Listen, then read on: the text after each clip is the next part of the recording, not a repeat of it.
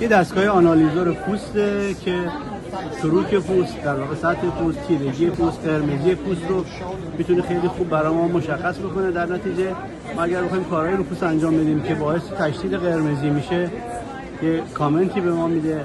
تیرگی‌های پنهان رو مخصوصا تو قسمتی مثل دور چشم رو میتونه به ما کمک بکنه، چون تو نور طبیعی این تیرگی‌ها در واقع دیده نمیشن.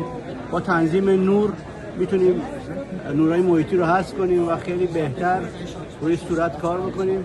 با تغییر سایز صورت میتونیم این کار رو انجام بدیم. الان در واقع تو فاین لاین، فاین رینکل و منافذ باز رو اوپن پور رو داریم میبینیم.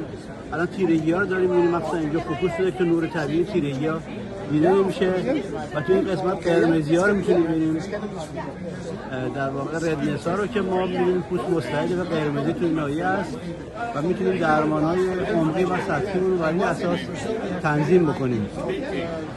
این حالتی که در واقع چروک‌های ریز و منافذ بازه، این حالتی که لکه‌های پوستی است که در واقع تو این قسمت و این قسمت ردنسه و این حالت نرمال هاست و اینم نورمون رو. بله، این دستگاه هلندیه. بله. اوکی.